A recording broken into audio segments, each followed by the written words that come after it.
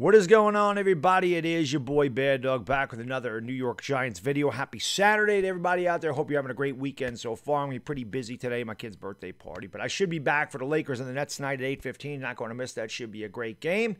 I want to do a quick video here about Micah Parsons and the New York Giants.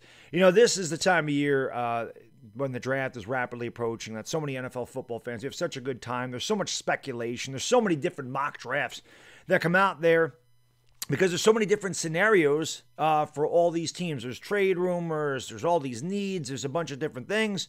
And for us NFL fans, the NFL draft is like NFL Christmas. Everybody's waiting to see who that new toy is under the tree, man. Who are we going to get in this year's draft? We're going to get excited.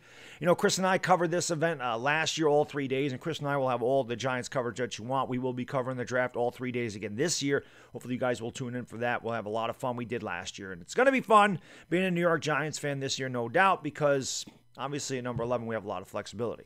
But a lot of analysts make 5 to 10 to 15 mock drafts. And again, that's because there's so many different scenarios. And I always equate NFL mock drafts to the weather here in the Northeast. If you don't like it, wait like 15, 20 minutes. It will change. And that's pretty much what's happened here with the New York Giants.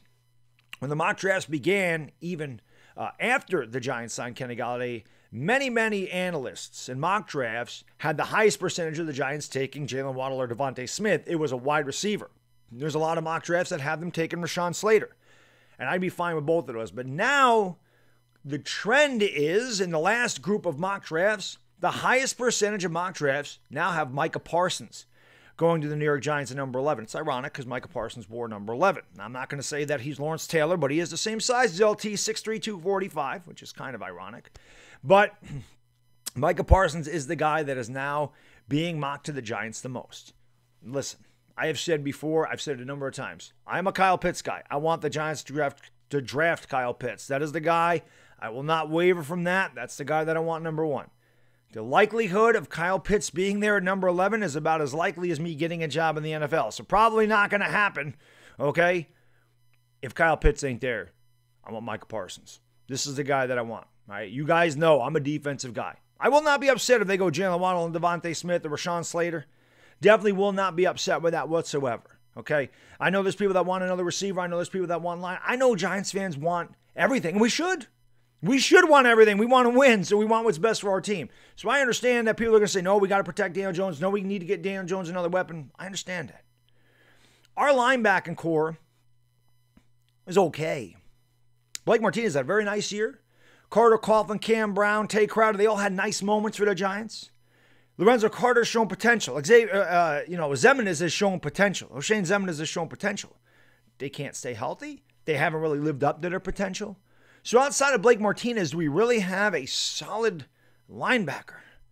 Micah Parsons is a game changer at the linebacker position. I know that a lot of Giants fans are like, we need an edge rusher. Micah Parsons isn't an edge rusher. He's a good third down blitzer, but he's not an edge rusher where he's going to rush on every down. Micah Parsons, to me, is a perfect fit for the New York Giants. You want to talk about a team that had not a ton of talent on it on the defensive side of the football and lost some of their really good players. You know, again, we got stuck with Isaac Yianum at cornerback 2. Xavier McKinney was hurt most of the year. No Lorenzo Carter. No O'Shane Ximines. And this Giants team was still near the top 10 in defense, near the top 10 in sacks. I don't exactly know where they finished, but for a while I know they were top 10 in both.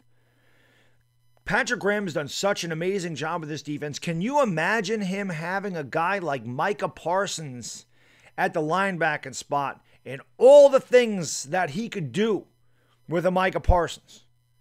See, I get excited when I think about that because I grew up in the 80s. I grew up with the Lawrence Taylors, the Carl Bankses, the Harry Carsons, the Leonard Marshalls, the Jim Burts. I grew up in that era. I grew up in an era of Giants football where they smashed you in the mouth. They had a great offensive line. They ran the ball down your throat. And they kicked your ass on defense. And even in 2007, that was their game. In 2011, Eli Manning should have won the MVP. We know that. Eli Manning pretty much carried the Giants that year. That was the one year of the 4 Super Bowls that I saw the Giants win where it wasn't really based on running the ball. The defense, even though it wasn't really ranked high, was injured most of the year. And when they got in the playoffs, they were healthy, and the defense dominated. The Giants have always been about defense my entire life. Micah Parsons gives them that guy. Micah Parsons is the guy, in my opinion, who takes the Giants from a very good defense to an elite defense. To me, he's that kind of talent. I like that people are projecting him there. I understand that he's had some off-the-field issues. I get it that he was involved in some things. You would hope a guy like Joe Judge could change that. Now, I know, listen, DeAndre Baker had his issues. And to me, that could be an issue with the New York Giants that they look and go, man, look at what happened beyond DeAndre Baker. We traded up to get DeAndre Baker. We don't want to lose our 11th overall pick because Parsons has some off-the-field issues and he doesn't play. I guess I could ask you Giants fans, is the risk worth the reward? To me, I think it is. The more film I watch on Micah Parsons, the more highlights and everything else I watch on this kid, I'm thinking that whatever happened to him is behind him. People do stupid things in college. You would hope that he learns from it and moves on. His talent is unbelievable. It's undeniable. Like I said, he's a game changer. I don't really care for the word generational because I swear to God, every year we hear generational. This guy's a generational guy. Well, a generation is like 15 years. How can you have a generational linebacker every year, or a generational quarterback every year? I don't understand that, but it is what it is. I have heard Micah Parsons is probably the best linebacker to come out of the draft in the last 10 years. So if you want to use the word generational for Micah Parsons, it may apply. I'm a Micah Parsons guy. Obviously, analysts are believing that the Giants do want to go defense. They do want that game-changing linebacker, and that they will take the risk. And again, mock drafts, take them for what they're worth. Take them for a weather report. But I like that it's trending that way. And if Kyle Pitts ain't there at number 11, you can give me number 11 from Penn State. I'll take Micah Parsons any day on this defense and watch this New York defense become what it was during their championship runs. I'm all about that. I get excited thinking about that guy playing linebacker for the New York Giants. As always, I appreciate all you guys and girls watching. Let me know what you think in the comment section. Would you be willing to take Micah Parsons at 11? Would you be saying, hey, the risk is worth the reward? You Micah Parsons guy? You somebody else? As always, thank you so much for watching, guys. Like I said, hopefully you come back and hang out with me during the Lakers-Nets today. Hope you all enjoy the rest of your weekend. And again, if you've made it this far, do me a favor, man. Hit that like button. Hit that subscribe button. Ring the bell because I do plan on doing more mock drafts. Like I said, I'm going to have a lot more Giants videos and everything else this week. I've been on vacation. It really hasn't been a vacation this week. Been a lot of things going on. Next week will be a little bit different. Wife goes back to work. All the birthdays are done. I'll have time to do more mock drafts, more Giants videos and everything else. And of course, always appreciate you guys and girls watching. Thank you so much for all the support you've shown on my channel. And of course, thank you for being patient with me.